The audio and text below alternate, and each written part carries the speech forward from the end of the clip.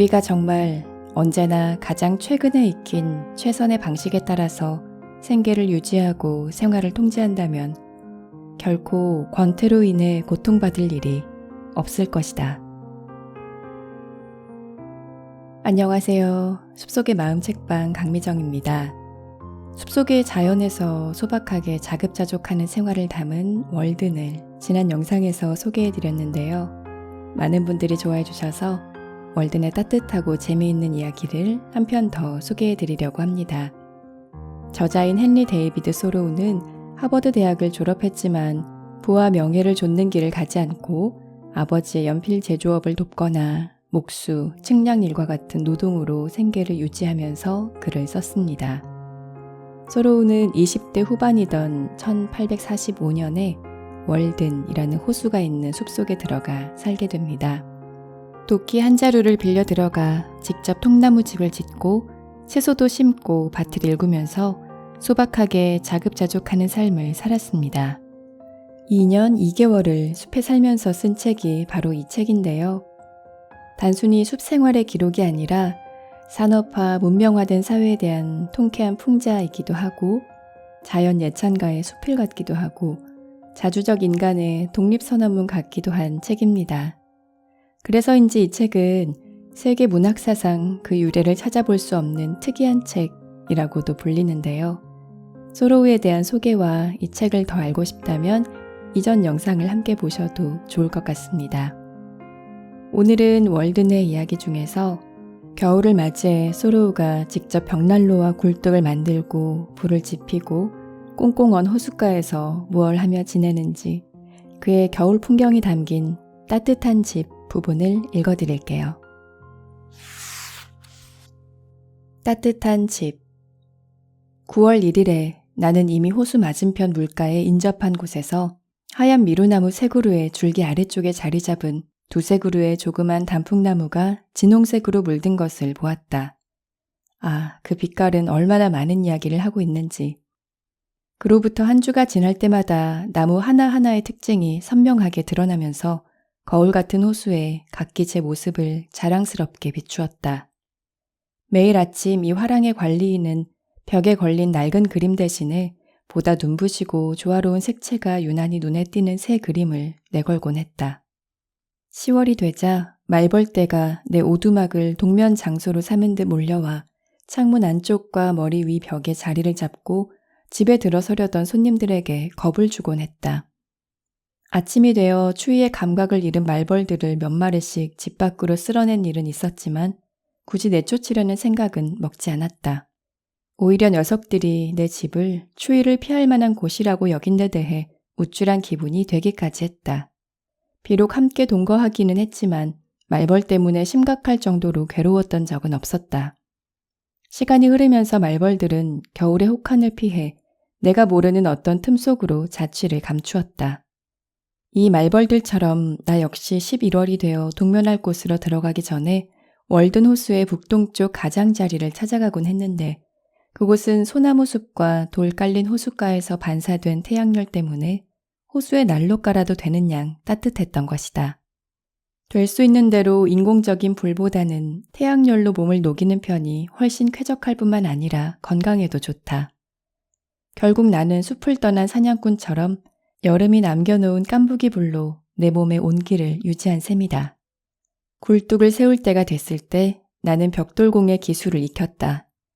내가 쓰는 벽돌은 헌 것이어서 흑손으로 깨끗이 다듬을 필요가 있었는데 덕분에 나는 벽돌과 흑손의 성질에 대해 필요 이상으로 알게 됐다. 벽돌에 붙은 모르타르는 50년가량 된 것이다. 그 모르타르는 시간이 지날수록 더 단단해진다고들 한다. 그러나 그것은 사람들이 진위 여부에 상관없이 곧잘 하는 말일 뿐이다. 그런 말 자체가 시간이 지날수록 더 단단하게 사람들의 머릿속에 달라붙기 때문에 그들에게서 아는 체 않은 이 낡아빠진 버릇을 떼어내려면 흑손으로 수없이 두드려야 할 것이다. 메소포타미아의 마을 대부분은 옛 바빌론 유적에서 나온 질 좋은 헌 벽돌로 지은 것이며 그런 벽돌에는 훨씬 더 오래되고 아마도 훨씬 더 단단한 모르타르가 붙어 있었을 것이다. 그 일이야 어떻든 나는 그처럼 수없이 두드리는데도 닳지 않는 단단한 쇠붙이 특유의 성질에 감명을 받았다. 비록 느부갓네살 2세의 이름이 적혀있지는 않았지만 내 벽돌도 예전에 굴뚝에 썼던 것이어서 일과 낭비를 막기 위해 되도록이면 벽난로에 썼던 벽돌을 따로 골라냈다. 또한 벽난로 주변의 벽돌 틈에는 호숫가에서 가져온 돌들로 채우고 역시 호숫가에서 가져온 흰 모래로 모르타르를 만들었다. 나는 내 집에서 가장 핵심적인 부분이 될 벽난로에 가장 많은 시간을 들였다. 사실이지 그 일에 너무 공을 들인 나머지 아침부터 바닥에 벽돌을 쌓기 시작했는데도 저녁이 될 때까지 바닥에서 불과 몇 인치 올리지 못했기 때문에 결국 그날 밤 그것들은 내 베개가 되고 말았다. 그 무렵 나는 2주 동안 어떤 시인을 내 집에 묵게 했는데 그 때문에 자리를 만드느라고 벽난로 앞까지 밀려나야만 했던 것이다. 시인은 칼을 가져왔고 나도 두 자루 갖고 있어서 우리는 곧잘 칼들을 흙 속에 쑤셔 넣어 갈곤 했다. 그도 나와 함께 음식을 만들었던 것이다. 내 노동이 차츰차츰 네모 반듯하고 단단한 결과로 나타나는 것은 보기만 해도 즐거운 일이었다. 일이 이렇게 더디게 진행된다면 그만큼 더 오래 견딜 거라는 계산도 있었다. 어떤 면에서 굴뚝은 지면에 바로 잇대어 집을 뚫고 세우는 독립적인 구조물이다. 집이 불에 타고 난 다음에도 굴뚝이 멀쩡하게 서 있는 경우가 종종 있다는 사실로 볼 때 그 중요성과 독립성은 명백하다. 이 일로 여름이 다 지나갔고 이제 11월이 되었다. 이미 북풍이 호숫물을 차갑게 만들기 시작했지만 월둔 호수는 너무 깊어서 전체를 다 차갑게 하려면 몇 주 동안은 끊임없이 불어야 했다. 저녁이 되어 불을 피우기 시작했을 때 굴뚝이 연기를 아주 잘 뽑아냈다. 그것은 회벽을 바르기 전이라 판자벽 사이로 틈새가 잔뜩 나 있기 때문이기도 했다. 그러나 나는 옹이가 잔뜩 난 거친 갈색 판자벽에 머리 높이 나무 껍질이 그대로 남아있는 석가래가 있는 그 서늘하고 바람이 잘 통하는 집에서 쾌적한 저녁을 보내곤 했다. 회반죽을 바르고 나니 전보다 더 안락해졌다는 점을 시인하지 않을 수는 없지만 눈으로 보는 즐거움은 전 같지 못했다. 무릇 인간이 거하는 집이란 것은 머리 위에 어둠이 서릴 정도로 그래서 밤이면 그림자들이 석가래에서 어른거릴 정도로 천장이 높아야 하는 게 아닐까? 프레스코 벽화나 다른 값비싼 가구들보다는 이런 형상들이 공상과 상상의 나래를 펴는데 더 좋은 법이다. 내가 그 집을 단순히 은신처로서 뿐만 아니라 몸을 녹이는 용도로 쓰기 시작했을 때 비로소 내 집에 살기 시작했다고 할 수 있겠다. 나는 장작을 벽난로와 직접 닿지 않게 하려고 낡은 장작 받침쇠 한 짝도 구했다. 내 손으로 만든 굴뚝 안쪽에 생긴 그 흐름이 왠지 보기 좋았고 어느 때보다 더 당당하고 흡족한 기분으로 난로불을 수석거리곤 했다. 내 집은 작아서 메아리를 즐길 수는 없었다. 하지만 독재인데다 이웃들로부터 멀리 떨어져 있어서 그런지 훨씬 크게 느껴졌다. 모든 시설이 방 하나에 다 들어서 있었다. 그 방은 부엌이고 침실이고 객실이고 거실이었다. 어른과 아이, 주인과 종이 집에 살면서 누리는 모든 만족감을 한꺼번에 맛보며 살았다. 카토가 말하기를 가장은 무릇 자신의 소박한 오두막에다 기름과 술 창고, 통들을 잔뜩 마련함으로써 어려운 때에도 쾌적하게 지낼 수 있게 해야 한다. 그것이 그에게 유익하며 덕과 영화를 줄 것이다. 라고 했다. 내 지하광에는 감자 한 통과 바구미가 핀 완두콩 2쿼트가 있고 선반에는 약간의 쌀과 당밀 한 단지, 각기 8쿼트쯤 되는 호밀과 옥수수가루 단지가 있었다. 나는 종종 어느 황금시대 튼튼한 재료로 지어진 싸구려 장식 따위가 붙지 않은 집, 그러면서도 천장 판자나 회벽 따위도 없이 널찍하고 가공하지 않고 실속 있으며 소박한 커다란 방 하나만으로 이루어진 집, 맨석가래와 도리들보가 머리 위에 야트막한 하늘을 떠받치고 있어 비와 눈을 막아주는 집, 문턱을 넘은 손님이 옛 왕조의 새턴에게 경의를 표하고 나서 이번에는 눈앞에 버티고선 마룻대공과 쌍대공에게 예를 표하는 그런 집, 내 집보다 더 크고 사람들로 북적거리는 집에 대해 몽상에 잠기곤 했다. 동굴처럼 움푹한 그 집에서 천장을 보려면 장대에 횃불을 달아 높이 들어올려야 한다. 벽난로에서 사는 이도 있고 움푹 들어간 창문 자리에서 사는 이도 있으며 방 한쪽 구석에 사는 이도 있고 또 굳이 원한다면 거미와 함께 높다란 석가래에서 사는 이도 있는 그런 집 말이다. 그런 집에서는 현관문을 열면 곧바로 집 안에 들어서게 되기 때문에 다른 예절을 차릴 것도 없다. 지친 나그네는 더 이상 돌아다닐 수 없이 세수와 식사와 대화와 잠을 모두 해결할 수 있다. 폭풍이 몰아치는 밤에 기분 좋게 쉴 수 있는 집이며 없는 것이 없으되 불필요한 가사노동을 할 물건은 아예 없는 집이다. 한눈에 집안의 모든 보물을 볼 수 있고 꼭 필요한 물건들은 모두 못에 걸려 있다. 그곳은 부엌이며 식품 저장실이며 객실이며 침실이며 창고이며 다락방이다. 통이나 사다리 같은 필수품, 찬장 같은 편의시설이 있고 냄비가 끓는 소리를 들을 수 있으며 자신의 식사를 마련하거나 빵을 굽는 화덕 앞에 있을 수도 있고 꼭 필요한 가구와 용품들만이 집안을 장식하고 있는 집이다. 빨래도 불 피우는 일도 주부도 밖으로 쫓겨나는 일이 없으며 때로는 지하실로 내려가려는 조리사에게서 뚜껑 문에서 좀 비켜달라는 요청을 받기도 하고 발을 굴러볼 것도 없이 발밑이 맨 땅인지 지하실인지 알 수 없는 그런 집 말이다. 새 둥지처럼 사방이 한눈에 잘 들어오고 앞문으로 들어가서 뒷문으로 나올 때면 반드시 집안 사람을 만나게 마련인 집이다. 그런 집에 손님이 된다는 것은 그 집의 자유를 고스란히 누린다는 것을 의미하며 마음 편히 지내라고 하면서도 어느 방 하나에 외롭게 갇힌 채 그 집의 나머지 8분의 7에는 쉽게 접근할 수 없다는 의미가 아닌 것이다. 요즘에는 집주인이 손님을 벽난로가로 부르지도 않으며 벽돌공을 시켜 좁다란 방 어딘가에 별도로 벽난로 하나를 만들어 놓는다. 이제는 손님 접대가 손님을 격리시키는 최상의 기술이 되었다. 또한 손님을 독살하려는 의도라도 있는 양 요리에 대한 일마저 은밀하게 이루어진다. 나는 여러 차례 남의 사유지에 들어가 법률적으로 퇴거 명령을 받을 수도 있는 상황에 처한 적은 있어도 실제로 다른 사람의 집에 들어간 적은 그렇게 많지 않다. 방금 언급한 것과 같은 집에서 소박하게 살고 있는 왕과 왕비가 있어 마침 그 앞을 지날 일이 있다면 입고 있는 옷 그대로 방문할 의향은 있다. 그러나 현대판 궁전 같은 곳에 무심코라도 들어서는 일이 생긴다면 그곳을 빠져나오기 위해 온갖 궁리를 다 할 것이다. 우리가 응접실에서 쓰는 말 자체가 잔뜩 움츠러들어 완전히 무의미한 잡담이 되고 만 것 같다. 우리네 삶은 이처럼 그 상징물로부터 멀리 떨어져 있기 때문에 은유와 비유를 쓰려면 부득이 멀리서 활차나 식기 운반차에 실어와야 할 형편이다. 다시 말해서 응접실은 부엌과 일터로부터 그만큼 멀리 떨어져 있는 셈이다. 대개의 경우 식사마저도 식사의 비유에 불과할 뿐이다. 그럼에도 내 집에서 나와 함께 즉석푸딩을 먹을 정도로 대담한 손님은 한두 사람밖에 없었다.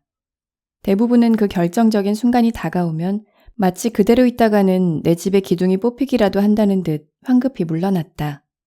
그렇지만 꽤 많은 즉석푸딩을 해 먹었음에도 내 집은 무사했다. 얼어붙을 것처럼 추위가 닥치고 나서야 나는 회반죽을 발랐다. 나는 이 회반죽을 마련하기 위해 호수 건너편 물가에서 좀 더 희고 깨끗한 모래를 필요하다면 훨씬 더 먼 곳까지도 가고 싶은 충동을 느끼게 만드는 운송수단인 배로 실어왔다. 그때에는 이미 내 집 사면벽이 바닥에서부터 널빤지가 되어졌다.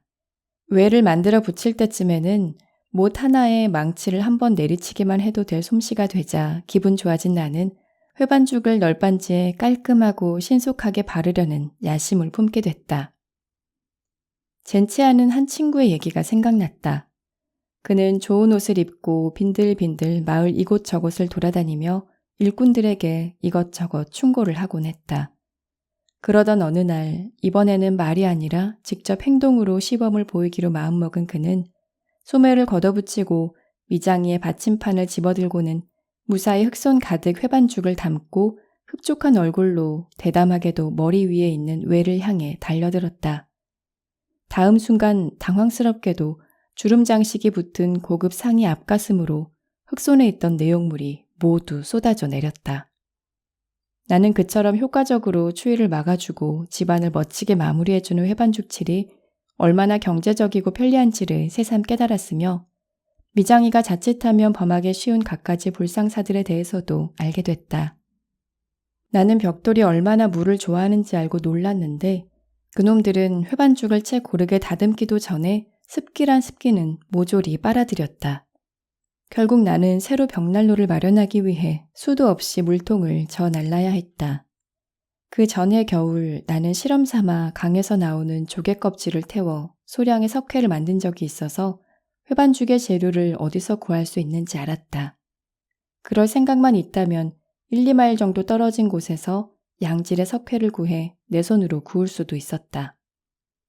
그러는 동안 호수의 그늘진 곳과 얕은 만에는 살얼음이 얼었는데 대개의 경우 호수 전체가 얼기 며칠 전 또는 심지어 몇 주일 전에 살얼음이 얼곤 했다. 처음 어는 얼음은 특히 단단하면서 어두운 빛깔에 투명하여 흥미를 돋을 정도로 완벽한 상태이며 얕은 호수 바닥을 조사할 절호의 기회를 제공해준다. 그럴 때는 수면에 뜬 소금쟁이처럼 불과 1인치 두께 얼음판 위에 다리를 쭉 뻗고 엎드려 2, 3인치의 사이를 두고 천천히 유리 뒤에 그림을 보듯 호수 바닥을 살펴볼 수 있기 때문이다. 그리고 그때 호숫물은 더할 나위 없이 잔잔하게 마련이다. 모랫바닥에는 뭔가 돌아다니며 이중으로 남긴 홈이 수없이 나 있다. 또한 하얀 석영에 조그만 알갱이로 된 물여우의 유충 껍질이 잔해처럼 사방에 흩어져 있다. 파여있는 홈마다 그런 껍질이 있는 것을 보면 물여우 유충이 냈다고 보기에는 조금 지나치게 깊고 넓은 자국이긴 해도 그놈들이 그런 주름을 만든 것 같다. 무엇보다도 가장 흥미를 끄는 대상은 얼음판 자체인데 얼음을 살펴보려면 첫 번째 오는 기회를 최대한 이용해야 한다. 얼음이 연 다음 날 아침 얼음판을 자세히 들여다보면 처음에는 얼음 속에 들어있는 것처럼 보이는 기포의 대부분이 사실은 얼음판 밑면에 있으며 훨씬 더 많은 기포가 바닥으로부터 끊임없이 올라오고 있다는 사실을 알게 될 것이다. 얼음이 아직 꽤 단단하고 어두운 빛깔을 띠고 있는 동안에는 그것을 통해 물을 볼 수 있다. 이 기포들은 지름이 80분의 1인치에서 8분의 1인치 사이로 아주 투명하고 아름다운데 기포 속에 얼음을 통해 들여다보고 있는 사람의 얼굴이 비쳐 보인다. 대략 1제곱인치 넓이에 3, 40개 정도의 기포가 있다. 얼음 속에도 길이 반인치 정도 되는 길쭉한 타원형 기포들이 세로로 들어있는데 꼭지점을 위로 한 예리한 원뿔 모양을 하고 있다. 금방 생긴 얼음일 경우에는 마치 구슬을 끼워놓은 듯 작은 공 모양의 기포들이 세로로 이어져 있다시피 한 것이 보인다. 그렇지만 얼음 속에 있는 기포는 얼음판 밑에 있는 기포에 비해 숫자도 그렇게 많지 않고 뚜렷하지도 않다. 나는 종종 얼음의 강도를 시험하기 위해 돌을 던져보곤 했는데 얼음을 깨뜨린 돌멩이는 공기까지 함께 끌고 들어가 얼음판 밑으로 아주 크고 뚜렷하며 하얀 기포들을 형성했다. 어느 날 48시간 후에 같은 장소에 가본 나는 얼음판이 1인치 정도 두꺼워졌는데도 그 커다란 기포들이 아직 완전한 모양을 갖추고 있다는 사실을 알았다. 그러나 지난 이틀 동안 봄날처럼 화창하고 따뜻한 날씨가 이어지자 얼음은 암록색의 물빛과 호수 밑바닥을 투명하게 보여주지 못하게 되면서 불투명한 흰색이나 회색을 띠게 됐다. 두께는 2배나 두꺼워졌지만 전만큼 강도가 높지 못했는데 그것은 그 속에 있던 기포들이 열에 크게 팽창하면서 서로 맞붙어 원래 규칙을 상실했기 때문이다.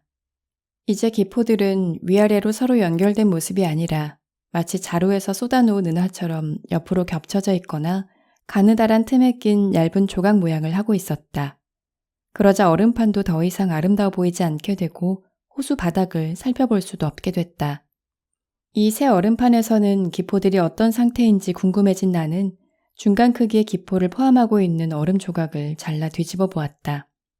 새 얼음판이 기포의 주위와 밑으로 형성돼 있어서 기포가 2장의 얼음판 사이에 끼어 있는 형국이었다. 그 기포는 전체가 아래쪽 얼음판 속에 들어있었지만 위쪽 얼음판에 밀착한 상태이며 약간 평평한 렌즈 모양으로 가장자리는 둥글고 4분의 1인치 두께의 직경 4인치 정도였다.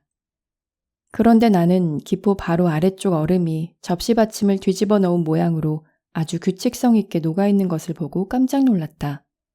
그것의 중앙부는 높이가 8분의 5인치여서 물과 기포 사이에는 5분의 1인치도 채 안 되는 아주 얇은 칸막이 하나만 있는 셈이었다. 그리고 이 칸막이 군데군데에서 작은 기포가 아래쪽으로 터져 있는 것으로 보아 직경이 1피트 정도 되는 아주 큰 기포 아래쪽에는 얼음이 전혀 얼지 않았을 것이다. 내 짐작으로는 처음 얼음판 밑에서 본 작고 수많은 기포들은 이제 다른 것과 마찬가지로 얼어붙어 있을 것이고 각자 크기에 따라서 얼음판 위에 볼록 렌즈를 갖다 대기라도 한 것처럼 아래쪽 얼음을 녹이고 침식했을 것이다. 그것들이 바로 얼음판으로 하여금 쩡 하고 갈라지는 소리를 내게 만드는 작은 공기총들인 것이다. 내가 회치를 마치자마자 본격적인 겨울이 시작되었으며 마치 그때까지 허락이 떨어지기를 기다리도 한 듯 바람이 집 주위에서 윙윙거렸다. 대지가 눈으로 덮이고 나서도 밤이면 기러기들이 요란한 울음소리와 휘파람 같은 날갯짓 소리를 내며 어둠 속을 날아와 일부는 월든 호수에 내려앉고 일부는 숲 위를 낮게 날아 멕시코 방향의 페어헤이븐 호수 쪽으로 날아갔다. 밤 10시나 11시쯤 마을에서 돌아올 때 나는 몇 번인가 집 뒤쪽에 조그만 물 웅덩이의 옆 숲에서 기러기떼 아니면 물오리떼가 바스락거리며 낙엽을 밟는 소리를 들은 적이 있었다. 그들은 먹이를 구하러 그곳에 왔던 것인데 우두머리에 희미한 울음소리가 들리면 곧 떠나가곤 했다. 1845년 12월 22일 밤에 월든 호수는 그의 겨울 들어서 처음으로 완전히 얼었다.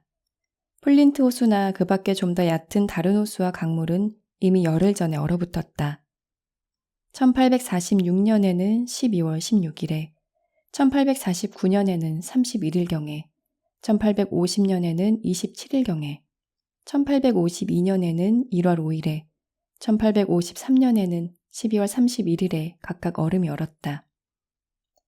월든 호수는 11월 25일부터 이미 눈으로 덮여 있었는데 그러자 나는 삽시간에 한겨울 풍경에 에워싸이게 됐다. 나는 내 껍질 속으로 더욱 깊숙이 물러났으며 내 집과 가슴 속 두 군데에 불을 활활 지피려 애썼다. 이제 내가 야외에서 하는 일은 숲에서 죽은 나무를 모아 안거나 어깨에 둘러매고 또 때로는 한 팔에 죽은 소나무 한 그루씩을 끌고 헛간으로 나르는 일이었다. 이제는 별 쓸모가 없게 된 헌 울타리도 내게는 적지 않은 소득이었다. 나는 테루미누스를 섬기지 못하게 된 울타리를 뜯어 불카누스의 제물로 바쳤다. 방금 눈 속에 나가 밥 지을 땔감을 구해온 사람의 저녁 식사는 얼마나 흥겨운 일이겠는가. 그가 먹는 빵과 고기도 달디 달 것이다. 숲에는 마을에서 땔감으로 쓸만한 온갖 종류의 삭정이와 죽은 나무들이 널려있지만 지금은 전혀 쓰이지 않고 있는데 그런 죽은 나무들이 어린 나무의 성장을 방해하고 있다고 보는 이들도 있다. 그것 말고도 호수에 떠다니는 유목들도 있다. 여름에 철로를 건설 중일 때 아일랜드 인부들이 엮어놓은 리기다소 나무로 된 뗏목을 발견했는데 거기엔 아직 나무 껍질이 그대로 붙어 있었다. 나는 그 뗏목을 물가로 일부 끌어올려 놓았다. 2년 동안 물에 잠겨 있었고 6개월 동안 물 위로 나와 있던 뗏목은 상태가 완벽했으나 물에 젖은 부분은 여간에서는 마르지 않았다. 나는 어느 겨울날 뗏목을 조금씩 거의 반마일이나 되는 호수 건너편으로 날랐는데 길이가 15피트 정도 되는 통나무의 한쪽 끝을 어깨에 메고 다른 한쪽 끝은 얼음판 위에 놓은 채 밀기도 하고 또 자작나무 실가지로 통나무 몇 개를 한데 묶고 나서 끝에 갈고리를 단 길쭉한 자작나무나 오리나무 막대로 끌어오기도 했다. 비록 물에 흠씬 젖어서 납덩이처럼 무거웠지만 이 통나무들은 오래 탔을 뿐 아니라 불길도 훨씬 거셌다. 아니 어쩌면 오히려 물에 젖었기 때문에 더 잘 타는 것일지도 모른다는 생각이 들었다.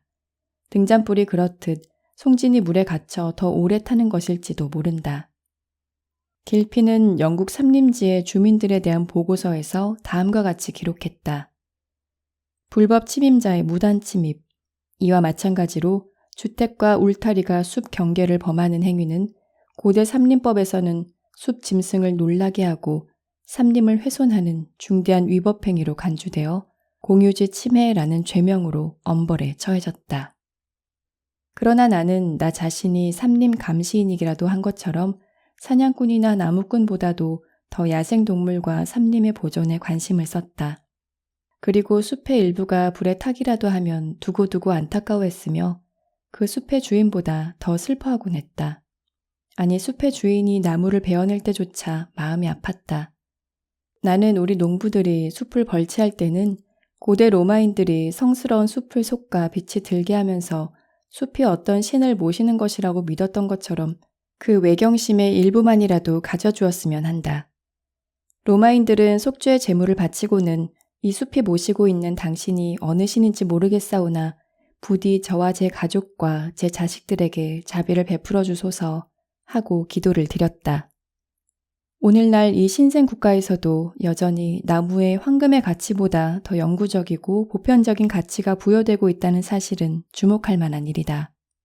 그토록 많은 발견과 발명을 이룩하고 난 후에도 나무 한 단을 그냥 지나치는 사람은 없을 것이다.